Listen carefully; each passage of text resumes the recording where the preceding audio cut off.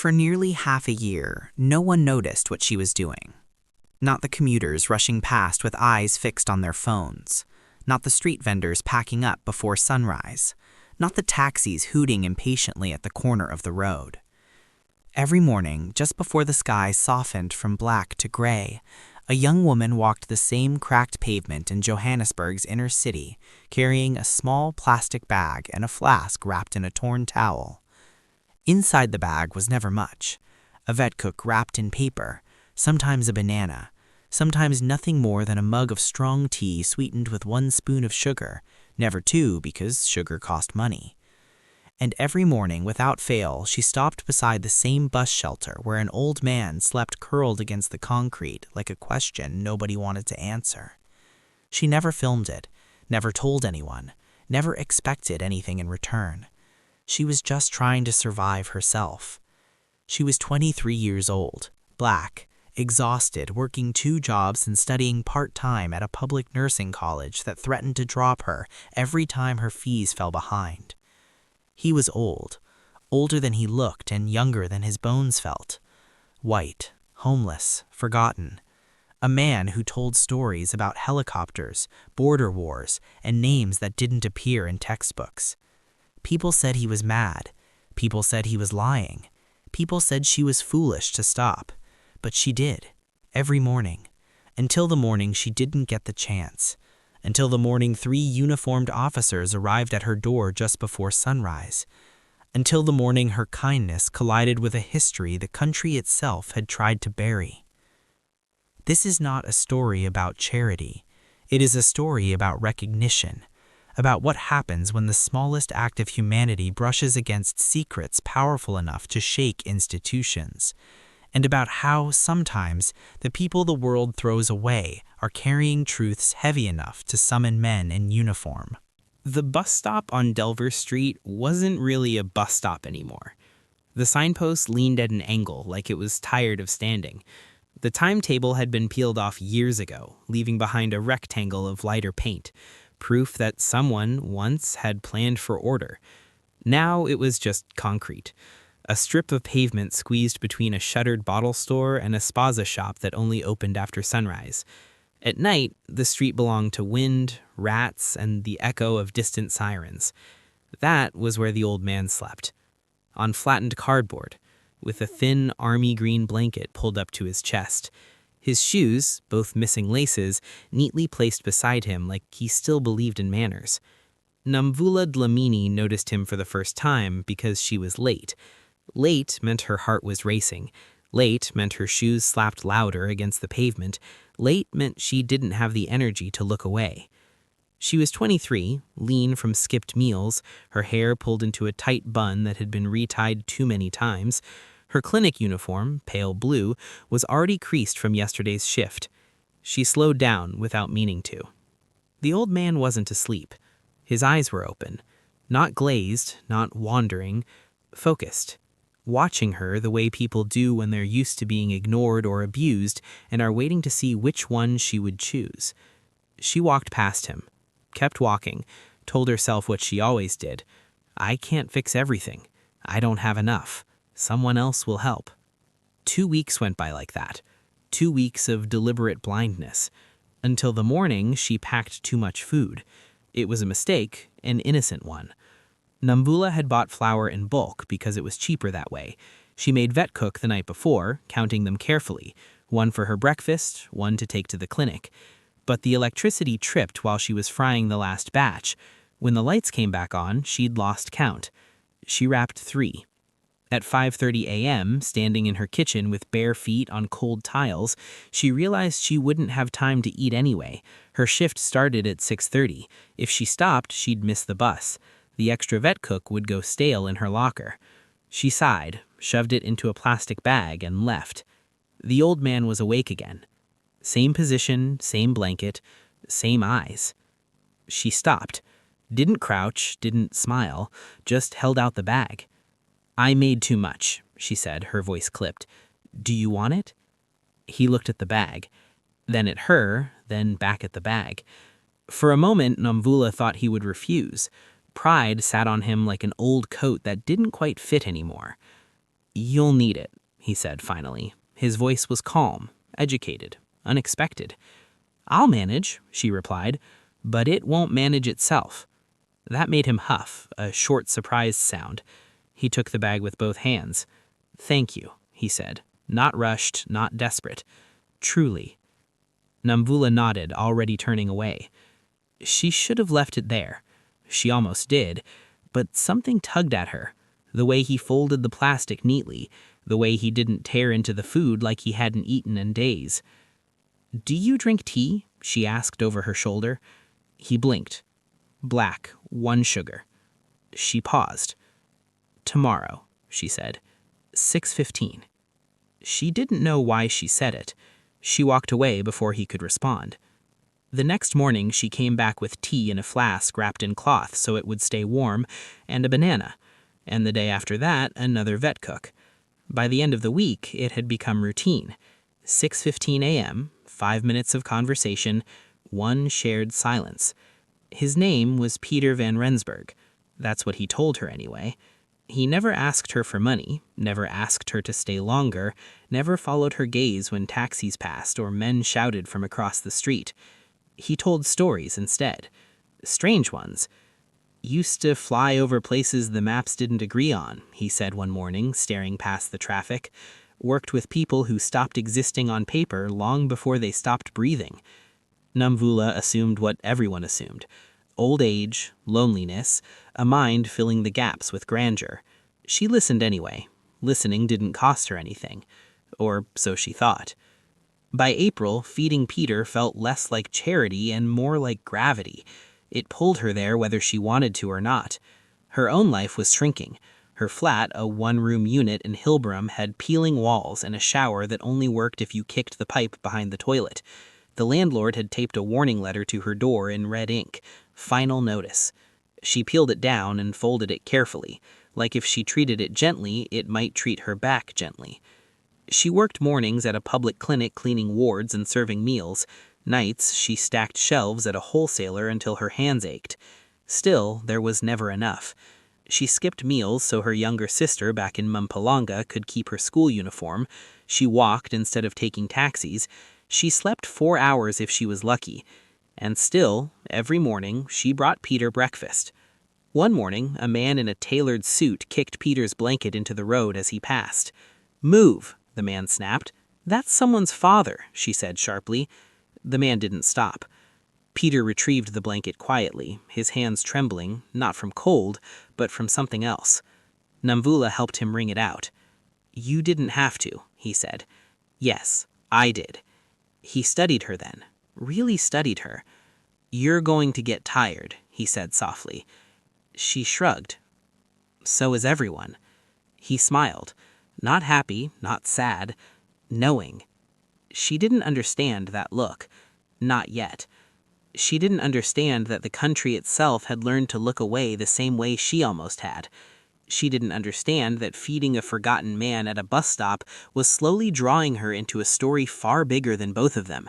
And she definitely didn't understand that somewhere, far from Delvers Street, files existed with Peter's name blacked out line by line, waiting. Peter did not come back on Monday. Namvula arrived at the bus stop at 6:15, breath steaming in the early winter air, the plastic bag warm against her fingers. The cardboard was gone. Not folded, not pushed aside. Gone. The army green blanket, frayed of the edges, stained with oil and dust, was gone too. The small black bag he used as a pillow had vanished, along with the cracked mug he rinsed every morning at the tap behind the spaza shop. For a moment, she just stood there. Traffic rushed past. A minibus hooted. Somewhere, a radio played an old Kwaito song. The world hadn't noticed anything was missing. She checked her watch. 6:17. Maybe he'd moved for warmth. Maybe the police had chased him off. Maybe someone had finally offered him a bed for the night and he'd overslept. She waited. Her bus came. She let it go. Another came. She let that one go too. By the time she boarded the third bus, her chest felt hollow and tight at the same time. At the clinic, she couldn't focus. She wiped the same counter 3 times, served porridge without tasting it, missed a patient's request for water and had to apologize twice. Her supervisor noticed. "You sick?" the woman asked. Namvula shook her head. She didn't know how to explain what it felt like when a constant disappeared. That evening, after her second shift, she walked back to Delvers Street. Still nothing. The concrete where Peter usually slept looked cleaner than the rest of the pavement, like the city had quietly erased him. On Tuesday morning, she brought the food anyway, left it on the ground. On Wednesday, she added a folded note inside the bag. "Hope you're okay. N." By Thursday, fear had teeth. She took a longer route home and stopped at a shelter near Commissioner Street. The man at the desk barely glanced up. "We don't keep track of everyone," he said. "People come, people go." "He's old, white, talks too much, sleeps near Delvers." The man shrugged. "Not here." She tried another shelter, then another. Each no was a small cut. By Friday, she was walking through the city like a ghost herself. That night, her electricity went out. She sat in the dark on her mattress, the city humming beyond her window, and wondered why the thought of an old man she barely knew hurt more than her own hunger. On the 7th day, she saw him. She was on the bus home, half asleep, when something outside the window made her sit upright. She missed her stop, jumped off at the next one and ran back. Peter was there. Same spot, same cardboard. But not the same man. He looked thinner, sharper, as if something had scraped away whatever small comfort he'd managed to gather. "Peter," she said, breathless. He looked up slowly. For a second he didn't recognize her. Then his eyes softened. "Morning, girl," he said hoarsely. "Where were you?" she demanded. "I checked shelters. I left food." "Had business," he replied. She stared at him. "On the street?" He smiled faintly. "Especially there." That was when she noticed his hand. A fresh scar crossed the back of it, clean, precise, not the kind you got from falling. "What happened to you?" she asked. "Nothing worth worrying about." "Peter?" He cut her off with a look. Not angry, final. They sat in silence until he reached into his jacket and pulled out an envelope. It was thick, cream-colored, addressed in careful handwriting. He pressed it into her hand. "If something happens to me, you must send this." Her stomach twisted. "What do you mean, if?" "Promise me." She hesitated. "Promise," he repeated, firmer now. "I promise," she said. He nodded, relief crossing his face like a shadow lifting. She didn't open the envelope. She didn't know yet that by agreeing, she had stepped into something she could never walk away from. 2 weeks passed. Nomvula carried Peter's envelope everywhere now. In her bag, next to the notebook she used for class notes, between her wallet and her crumpled timetable. It weighed more than the paper it contained. Every morning she wondered if today would be the day he wouldn't be waiting. And then it happened. It was a Thursday. She had her usual shift at the clinic, cleaning, serving tea, checking on patients, but the winter sunlight felt weak that morning, casting shadows across the hallways in uneven patches. She packed the Vitcook and banana into a small bag, poured tea into the thermos, and stepped out. But Peter was trembling. Not the old, tired tremor of age, not the cold shaking that comes from sleeping on concrete. This was violent. His fingers quivered uncontrollably around the flask, coffee spilling over the sides. Namvula caught the thermos before it hit the pavement. "Peter!" she shouted, heart racing. He tried to speak. Nothing came out. His mouth moved, but no sound. Then he crumpled forward, knees giving way beneath him, body folding like paper. She caught him before his head hit the ground. "Somebody call 911!" she screamed. A woman across the street pulled out her phone. A man in jogging gear hesitated, then ran past. Namvula lowered Peter onto his side, hands shaking, heart hammering. "Stay with me," she whispered. "Stay with me." The ambulance arrived 7 minutes later, or felt like 7 hours. Namvula climbed in, ignoring the paramedic's objection. "Are you family?" he asked.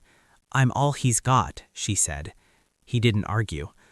At the hospital, time stretched. They wheeled Peter through double doors, and suddenly Namvula was shoved into a waiting room with green vinyl chairs bolted to the floor. Fluorescent lights buzzed. Televisions whispered news that didn't matter. Her hands shook around the empty thermos. She called her supervisor. "Emergency, can't make it today." "Yes," came the reply. "Keep me posted." An hour passed. 2. Her stomach ached, but worse, her chest felt hollow. Finally, a nurse called her name. "Namvula Dlamini?" "Yes." She was led to a desk, a woman in scrubs, late 30s, hair tied back, tired and sharp-eyed. "You're here for Peter van Rensburg?" "Yes." "Is he okay?" "Stable, severe dehydration, possible stroke, running tests." Namvula's throat tightened. "But he has no insurance card, no ID, no emergency contact. We may have to transfer him to the county of overflow." The words hit her like ice. She stammered. "He's a veteran. Can you check the VA?" The woman raised an eyebrow. "Do you have proof?" "No, but he served. I know it." There was silence. Then a doctor appeared. Mid-40s, South Asian, calm authority in his eyes. "Check it," he instructed. "Run it as a courtesy." Seconds stretched into eternity. Then the computer beeped. Namvula leaned forward, heart in her throat. "George Peter?" The nurse's expression changed. "There's a match. Peter van Rensburg, born 1956, honorable discharge 2002, service record heavily redacted, classified." Namvula's eyes widened. The doctor looked at her. "What exactly did your relative do in the military?" Namvula shook her head. "I don't know. He never said." The doctor nodded once. "Transfer him to Ward C. I'll handle the VA billing myself." Namvula exhaled, relief washing over her like a wave. But inside, a knot twisted. She'd always assumed Peter's stories were delusions, helicopters, border wars, secret agencies. Now she wasn't so sure. Sitting beside his bed, watching the IV drip into his arm, she took his hand gently. "You didn't have to stay," he whispered. "Yes, I did," she said. He squeezed weakly. "You've got that fight," you murmured. "Good." Namvula didn't speak. Words felt too small. The beeping monitors, the hospital smells, the fluorescent lights, they could not contain the gravity of what she was seeing. She was seeing the man the world had forgotten, and realizing slowly that what she thought was charity had been something far more important. Acknowledgement. Peter lay in the crisp white sheets of Ward C, a fragile shadow of the man she had seen on the streets. The monitors beeped steadily, each pulse a reminder of time slipping away. Namvula sat beside him, the envelope heavy in her bag, the notebook she had taken from him resting on her lap. She didn't speak, she just watched. After what felt like hours, Peter stirred. His eyes fluttered open, sharp and alert despite the pallor of his face. "You stayed," he whispered. His voice was hoarse, barely above a rasp. "I promised," Namvula said softly. "I'm here." He tried to smile, but it faltered. His hand, pale and scarred, reached weakly for hers. "You've been carrying things for me," he murmured. "You don't understand what it means." "I don't care. You're alive. That's what matters." A silence fell. It stretched, heavy and awkward.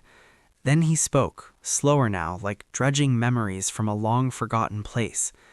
"Long ago, I learned that people don't always see. They walk past, they ignore. But a single glance, a single act of acknowledgement, it can save a soul." Namvula shifted, leaning closer. "You're talking about me?" He nodded faintly. "You saw me. You made me human when the world had already decided I was nothing." Her chest tightened.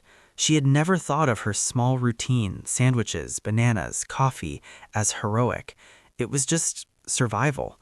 But his words felt like a spotlight, illuminating something she hadn't realized, that kindness could be more powerful than money, more powerful than status.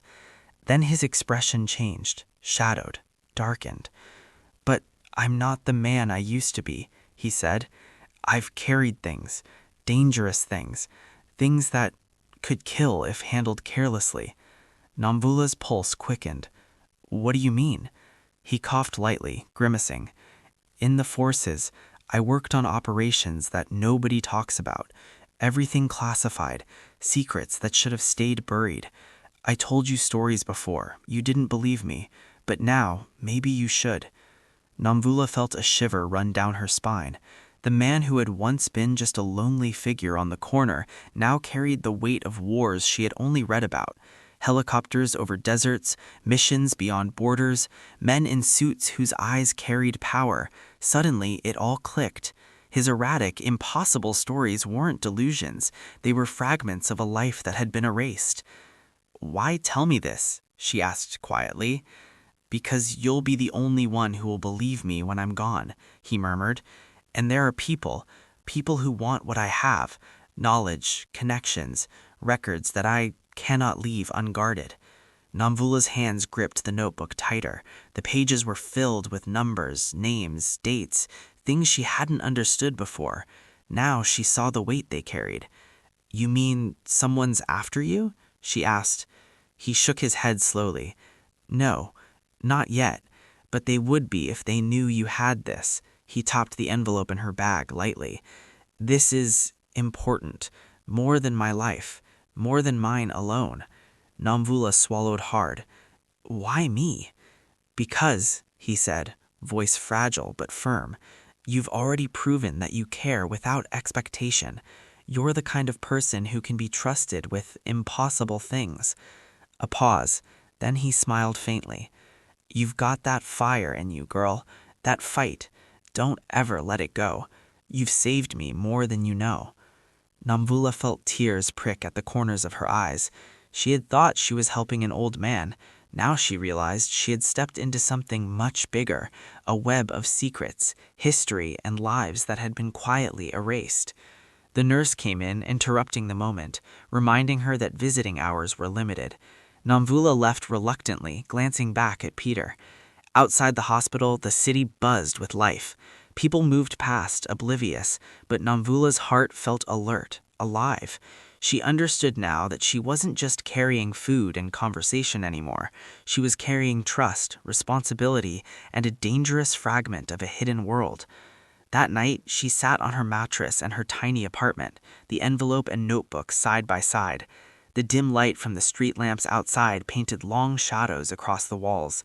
She opened the notebook, flipping through the scrawled handwriting, numbers, codes, names of people she had never met. Some of it made sense. Some of it felt like riddles meant to trap the careless. She paused on a page where Peter had written in a shaky but deliberate hand, "Remember the girl, the one who sees. She is the key." Namvula's heart raced. The key?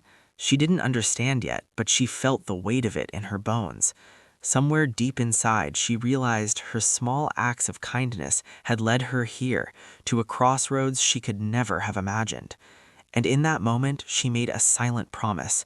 No matter what came next, she would see it through. Because some things, some people were worth everything. Namvula could feel it before she even left her apartment. The city had changed. The streetlights flickered. A minibus stopped too long at the corner. A shadow lingered on the opposite pavement, too still to be coincidence. She clutched Peter's envelope and the notebook tightly, tucked under her arm like a shield. She was on her way to Ward C, determined to see him again. Twice a week had become a ritual. Twice a week she would check he was safe, he was breathing, he was still there. But today, something felt wrong. On the bus, she noticed a man, mid-40s, gray overcoat, hat pulled low. He didn't read, didn't speak, didn't fidget. He just stared at her. Namvula's chest tightened. She tried not to look, tried not to panic. By the time she got off at Commissioner Street, he was gone. She told herself it was nothing, just coincidence. Ward C was busy. Nurses and aides moved with efficiency, shuffling patients from bed to bed, checking vitals. Peter was awake, though pale and quiet, writing in his notebook. "Namvula," he whispered as she approached, "you shouldn't have come alone today." She frowned. "I always come alone. What do you mean?" He gestured subtly toward the door. "Unseen eyes." Namvula's pulse quickened. "What?" He shook his head. "Not here, but outside. Someone's watching. They know about the notebook. They know about the envelope." Her fingers clenched around the notebook. "How can they even know?" "Because there are people," Peter said quietly, "who don't forget, who track loose ends. I've carried secrets too long, and now you've stumbled into them." Namvula's stomach twisted. I'm just a student. I bring you breakfast, that's all." "No," Peter said firmly, voice low. "You're more than that. You've proven trust. That is dangerous. To the careless, it would seem trivial, but you've become the keeper of something much larger." He reached into his hospital drawer and pulled out a small folded photograph. 3 men in suits, one with medals glinting across his chest, another familiar from news broadcasts. Peter had aged into a shadow of the man in the photo, but his eyes carried the same intensity. "Recognize anyone?" asked Peter. Namvula shook her head. "Power," he said. "Influence. And I tried to stay invisible, but invisible doesn't mean safe." The room felt suddenly smaller. Every beep of the monitor sounded louder. Every shadow along the corridor walls seemed to twist towards them. Peter's hand shook slightly as he closed the notebook. "Promise me you'll stay vigilant, not just for me, for yourself. There are eyes everywhere, and they never blink." Namvula nodded, swallowing hard. Fear tangled with determination. She realized this wasn't just about sandwiches and coffee anymore. This was about survival. And the first rule had already been made clear. Trust nobody outside these walls. That evening, walking home, Namvula felt the city's pulse shift around her. A car slowed as she passed. A figure leaned against a lamppost a block too far. She could sense them, though she did not see clearly. At her apartment, she double-checked the door. Locked, chain on, windows shut. Every envelope and notebook tucked away under her mattress. Still, the unease lingered. Somewhere in the distance, the night hummed with life. Yet in her small, dim room, Namvula understood a truth she could not ignore. Peter's world had already touched hers, and once touched, it would not let go. The envelope in her bag pulsed with unspoken weight. It was a key, a puzzle, a warning, and she was now part of it. For the first time, she realized that being kind, truly seeing someone, had consequences she had never imagined. The world, she knew now, was watching back. Namvula barely slept that night. Every shadow in her tiny apartment seemed to move. Every passing car outside felt like a signal. The envelope and notebook lay on the floor beside her mattress, whispering secrets she wasn't ready to decode but could not ignore. By morning, the cold February sun cut through the city streets like a knife. Namvula wrapped her scarf tightly and held her bag close, feeling its weight like an anchor. Peter's words from the hospital echoed in her mind. Unseen eyes. Someone is watching. She decided she had to know more. She had to understand what she'd become part of. At Ward C, Peter was awake, scribbling in his notebook. His face was pale, his eyes tired, but there was a flicker of something dangerous in them, a spark Namvula had never seen before. "You came," he murmured. "I had to," she said, sitting beside his bed. Peter glanced around the room, checking the door, the corridor. "There's someone coming," he said quietly. "A visitor, not hospital staff, not a friend, someone who watches." Namvula stiffened. Before she could ask, the door opened. A woman stepped inside. She was tall, sharp-eyed, dressed in a dark coat, hair pulled back into a tight bun. Her presence was commanding, almost unnerving, like a storm contained in human form. "Nomvula Delamiti?" the woman asked, voice calm but firm. Nomvula nodded, unsure whether to be afraid or curious. The woman held up a badge, a faint glint of authority, but Nomvula could not read the details clearly. "My name is Captain Lerato Mokoena. I work with the South African Defense Intelligence. We've been tracking certain classified operations tied to Peter van Rensburg. You've been involved, unwittingly." Nomvula's pulse hammered. "What do you mean, involved? I bring him breakfast. I'm a student. That's it." Captain Mokoena's eyes were piercing. "No, you are more than that. He trusted you. He gave you documents. You hold information that people have been hunting for decades." Peter coughed softly. "I warned her," he said, voice raspy. "I told her to be careful." Nomvula's hands shook as she looked at the envelope in her bag. "You mean the notebook, the envelope he gave me?" Mokoena nodded. "Exactly that. Those contain operational intel that was meant to stay hidden. Now that you have them, you're a target." Nomvula felt a cold wave of fear wash over her. "Target? What do you mean? Who's after us?" Mokoena's gaze hardened. "Old enemies, people who never forgot, people who don't care about laws or borders, and you've stumbled into it." Peter reached for Nomvula's hand, weak but steady. "Listen to her," he murmured. "I wanted to protect you, but I couldn't. You've been trusted with this for a reason, and now you must be careful." Nomvula's mind raced. All the mornings, the sandwiches, the coffees, the small conversations, they had been ordinary acts of kindness, and yet here she was, standing at the heart of a secret she didn't understand, with a man whose life had been classified and a woman warning her about invisible enemies. Captain Mokoena stepped closer. "I'm here to help, but I can't promise safety. You need to be vigilant. Keep nothing where it can be stolen or seen, and most importantly, trust no one outside this room." Nomvula nodded, swallowing the lump in her throat. Fear and responsibility collided in her chest, but beneath it was something else, determination. She would not let Peter's life, his legacy, or the secrets he carried be lost, not on her watch. Peter's eyes met hers. "You've got that fire," he whispered. "The fight. Don't let them extinguish it." Nomvula felt the weight of his words settle on her shoulders. This was no longer about kindness. This was survival, about courage, about trust, about stepping into a world she had never imagined and facing it head on. The visitor stayed a moment longer, her presence heavy with authority. Then, as quietly as she had arrived, Captain Mokoena left, leaving Nomvula with the envelope, the notebook, and the unshakable realization that her life had just changed forever. That night, Nomvula sat in her apartment, staring at the envelope. Every shadow seemed to move, every sound felt amplified. She opened the notebook. Names, numbers, and codes stared back at her, impossible to decipher. But on one page, scrawled in Peter's handwriting, were 3 words she would not forget: protect, observe, survive.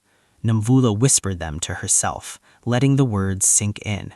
She did not yet understand the full danger, nor the enemies that lurked beyond the city lights, but she understood this: she could not turn back. The fight had begun. The city never sleeps, not really. Nomvula learned that now in a way she could never have imagined. Every alleyway, every corner, every idle passerby could hide someone or something that had been sent to watch her. She left her apartment that morning with the envelope and notebook safely tucked in her bag, disguised under layers of clothing. Peter had instructed her, "If anything happens to me, you need to move, blend, watch, survive." Nomvula felt the weight of those words as she walked toward the bus stop. Every shadow seemed to stretch toward her. Every distant footstep echoed louder. She kept her head low, her eyes scanning constantly. The first sign of danger came quickly. A car, dark and unmarked, slowed at the traffic light, lingered a moment too long. Nomvula's heart leapt. She ducked into a side street, keeping the notebook and envelope pressed close. Her mind raced. Who are they? What do they want? By the time she reached Ward C, Peter was awake, but he looked different, alert, tense. He had a folder in his lap, paper spilling from it. "They know," he said, quietly, without looking up. "They've been tracking my movements, your movements, the envelopes, the notebooks. You're being watched, Namvula, every step." She swallowed hard. "What do we do?" "We disappear," he said simply. "For now. But first, you need to see something." He opened the folder. Inside were photos, surveillance photos of her, taken from a distance, at the bus stop, near her apartment. Someone had been following her for weeks, and not just anyone, people in suits, with cameras, with intentions. Namvula felt her stomach drop. "They've been watching me?" "Yes," Peter said, "and now they know you have the information. That makes you a target." Her mind spun. Twice a week, bringing breakfast. Twice a week, sharing small conversations. She had thought it was ordinary, but the world she had stepped into was anything but ordinary. Before she could ask more, the hospital intercom crackled. A code. Code 47, Ward C. Peter froze. "They're here. We don't have much time." Namvula felt panic clawing at her chest. "Who's here? What do we do?" Peter grabbed her hand. "Trust me. Follow my lead. Don't look back." They moved quickly, Peter maneuvering through service corridors she had never noticed before. They passed empty wards, doors marked authorized personnel only, and the hum of machinery. Outside, sirens screamed in the distance.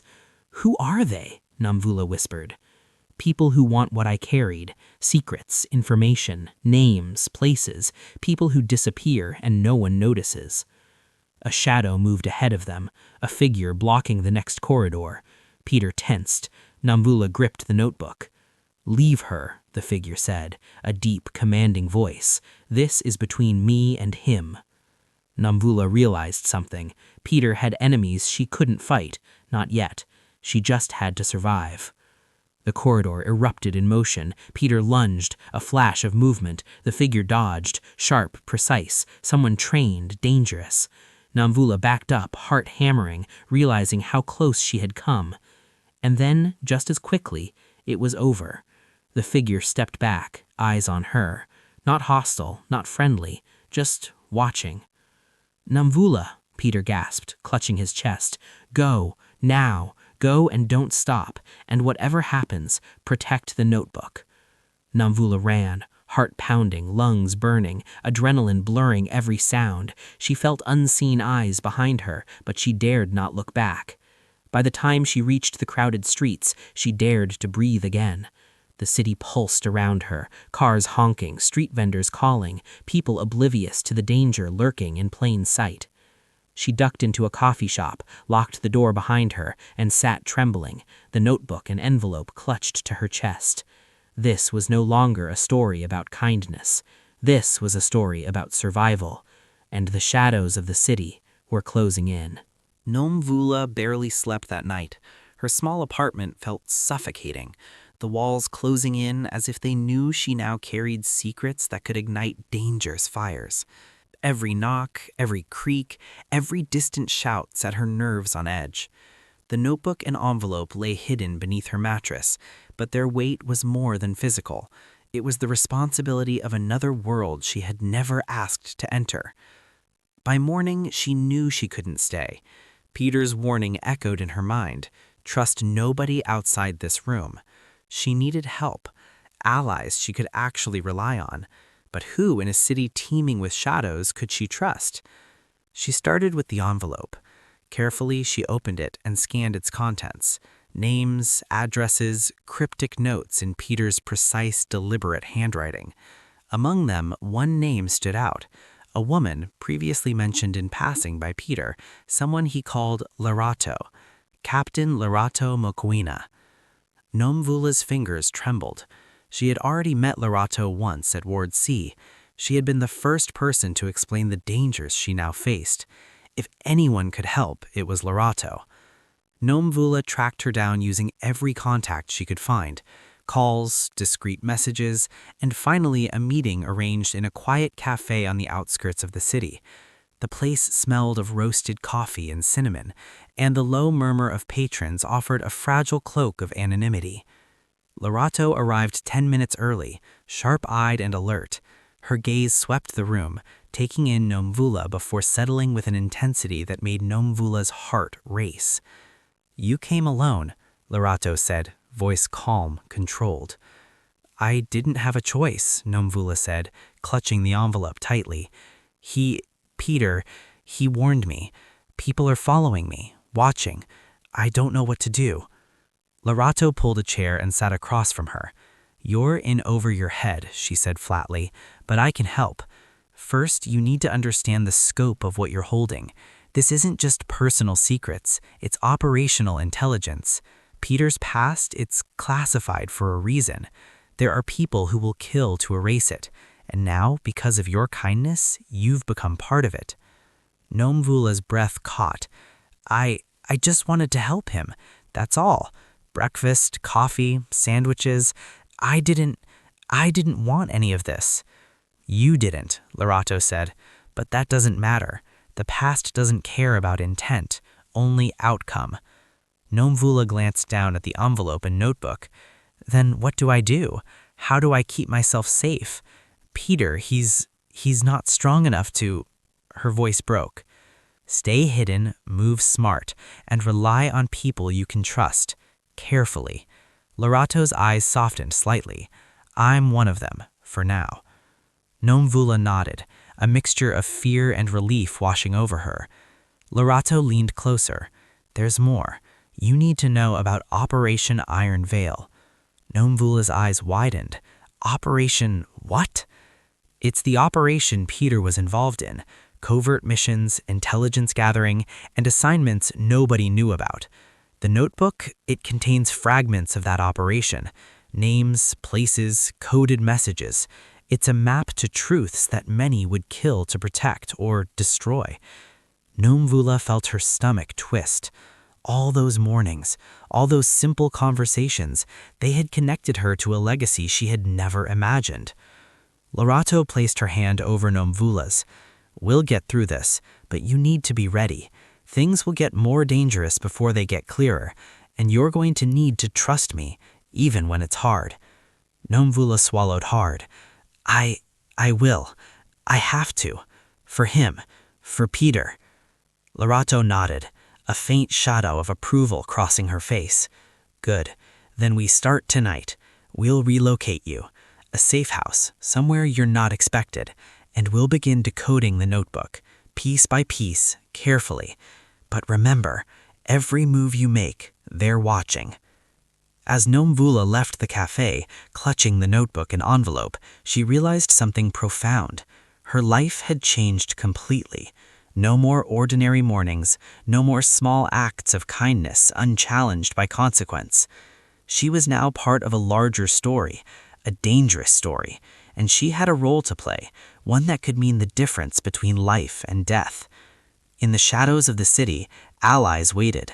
Enemies lurked closer than she realized, and Nomvula understood, finally, that the true test was only beginning. The city slept fitfully, neon lights flickering over empty streets. Nomvula crouched in the shadowed corner of an abandoned warehouse on the outskirts of Cape Town, the notebook pressed tightly against her chest. Lorato had promised safety here, but even with her ally nearby, Nomvula could feel the danger closing in. "Stay alert," Lorato whispered, checking the perimeter through a cracked doorway. "They're close. They've already tracked you once. They won't hesitate again." Nomvula's fingers trembled as she opened the notebook. Lines of cryptic writing, codes, and addresses stared back at her. Each page felt like a key to a world she had never wanted to enter. She had thought the notebook was just memories. Now she knew it was a map, one that could expose powerful people. "Nomvula," Lorato said, snapping her out of her thoughts. "We don't just protect this information, we use it, carefully, strategically." Before Nomvula could respond, a low hum vibrated through the warehouse floor. Shadows shifted. The hairs on the back of her neck stood on end. "They're here," Lorato said. Nomvula's heart thumped violently as the first footsteps echoed closer. She pressed herself into the shadows, trying to disappear. Lorado moved silently beside her, a calm predator in the chaos. A figure appeared at the doorway, tall in black tactical gear, face obscured. Another followed, then another. Namvula's breath caught. "They've come for the notebook," Lorado murmured. The warehouse erupted. Flashlights cut across the floor. Lorado grabbed Namvula's hand and pulled her behind a stock of crates. Bullets pinged against metal. Namvula's heart raced, fear and adrenaline surging. "Listen," Lorado hissed. "We get to the exit. Stick with me. Don't look back. Move fast." They darted through the maze of crates, ducking behind shadows as more figures appeared, moving like predators on both sides of the room. Namvula realized with horror these were no ordinary thieves. These were trained operatives, professionals, and they weren't here to negotiate. A flash of movement, a figure lunged toward Namvula. Instinct took over. She swung the notebook, connecting with the attacker's wrist. He staggered back, giving her a precious second. "Namvula, move!" Lorado shouted, yanking her forward. They burst through a side door, spilling into the narrow alley behind the warehouse. The cool night air hit her like a shock. Somewhere, sirens wailed, though it wasn't clear if they were real or just a warning from the city itself. Namvula's lungs burned. We can't keep running," she panted. "You're right," Lorado said, her face set. "Which is why we fight smart, not blind. We know they're after the notebook, but they don't know you have the envelope." Namvula froze. The envelope, the one that Peter had entrusted her months ago, suddenly felt heavier than ever. She had promised to deliver it if anything happened, but it had never occurred to her that it might now be the key to survival. Lorado's eyes narrowed. "We split them up. You take the envelope, leave by the old service tunnels near the docks. I'll handle the tailing group. We meet at point 0 in 1 hour. Do you understand?" Namvula nodded, trembling but determined. "I understand." She sprinted toward the docks, heart hammering, every shadow a potential threat. The city seemed alive, conspiring against her. Behind her, Lorado engaged the operatives, her movements precise and lethal, a ballet of chaos and control. Reaching the tunnels, Namvula pressed the envelope against her chest, whispering to herself, "For Peter, for truth, for survival." She slipped into the darkness, the cold stone walls closing around her. Every step echoed like a countdown. Somewhere above, she heard the faint sound of pursuit, but she couldn't stop. Not now. By the time she emerged at the other end, the docks were quiet. The sea reflected the moonlight, a silver ribbon in the night. She paused, taking in the calm, the silence, knowing it was temporary. The first strike had come, and Namvula had survived, but she knew it was only the beginning. The notebook, the envelope, Peter's past, all of it was a storm that had already begun to consume her life. And in the shadows of Cape Town, the enemy waited, patient and relentless, ready for the next move. The city was silent beneath the early morning fog. Namvula crouched behind a stack of shipping containers at point 0, clutching the envelope and notebook as if they were lifelines. Lorado had arrived 30 minutes earlier, already surveying the perimeter, her stance calm but alert. "This is it," Lorado whispered. "Everything comes together here. They'll come for the notebook and the envelope. We have one chance to control it, or we lose everything." Namvula's heart raced. Months of small kindnesses, months of secrecy, months of living in the shadow of Peter's past had led to this moment. She inhaled deeply, letting the cold sea air fill her lungs, trying to steady herself. Then they appeared. 2 figures emerged from the fog, moving with precise, deliberate steps. Men in black, faces obscured, trained soldiers. Namvula's stomach twisted. This time there would be no running. "Stay calm," Lorado said, pulling Namvula behind her. "Let me handle the first one. You keep the envelope safe." A sharp metallic click echoed. Guns. Time seemed to stretch. Lorado moved, a blur of motion, her training honed to perfection.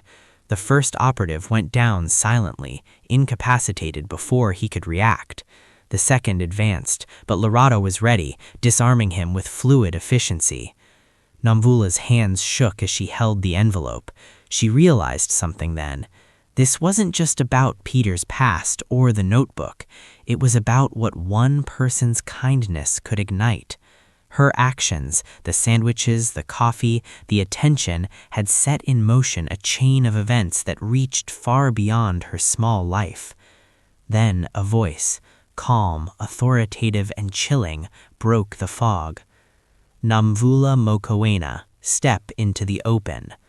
Namvula froze. From the shadows, a tall figure emerged. A woman, sharp-featured, eyes cold with calculated intelligence. General Victoria Ashford, the very name that had appeared in Peter's envelope. "You've caused quite a stir. Do you even understand what you hold?" Namvula swallowed hard. I only wanted to help." Ashford's eyes flicked to the notebook and envelope. "Help? You're in possession of intelligence that could topple careers, expose operations, and destabilize agencies. And yet, here you are, a girl from the streets, holding more power than you know." Lorado stepped forward. "She's protected it. She's kept it safe. That counts for something." Ashford studied Namvula, a faint flicker of respect in her eyes. "Perhaps, but this world isn't kind to people who stumble into it unprepared." Namvula felt a surge of courage. "I'm ready to face it. I'll do what it takes to honor Peter, to protect what matters." For a moment, the fog and tension seemed to hold their breath. Then Ashford nodded slowly. "You've passed the first test, but there's more. The notebook contains classified intel, yes, but also truths that the world needs to see. And you've proven that kindness, courage, and integrity can exist even in the shadows." Namvula felt her chest tighten, a mix of relief and disbelief. All those mornings, all those small acts, it had mattered. Ashford extended her hand. "If you continue, we will guide you. You will be trained. You will understand. But never forget, the world you've entered demands vigilance, bravery, and loyalty." Namvula nodded, taking the hand with a sense of purpose she had never known. Later, as the sun rose over Cape Town, painting the city in gold and orange, Namvula stood on the docks with Lorado. The notebook and envelope were safe, Peter's legacy preserved. She thought about the mornings she had spent sharing coffee and sandwiches with him, the conversations, the laughter, the quiet moments of trust. Those moments had changed everything, not just for her, but for the world she had stepped into. Namvula realized then that courage wasn't always loud. Sometimes it was in the quiet act of showing up. Sometimes it was in keeping a promise, even when it seemed impossible. And now, with the dawn of a new day, she was ready for whatever came next. Life rarely rewards only the bold or the wealthy. Sometimes it rewards the compassionate, the persistent, the kind-hearted. Nomdula's journey teaches us that small acts of kindness, bringing breakfast, offering a listening ear, seeing a person whom the world ignores, can ripple into consequences far beyond our imagination. Be present for others, even when it costs you. Honor trust, protect what is entrusted to you, and act with courage in the face of uncertainty. And always remember, even the quietest deeds can change lives, create legacies, and awaken truths hidden in the shadows. Take action in your life today. Look around, see someone who is overlooked, offer help, listen, and be present. Your small act could ignite a chain reaction of courage, hope, and change the world in ways you never imagined. And if you find any value in this story, please like, share, and subscribe to our channel for more contents like this. Thank you.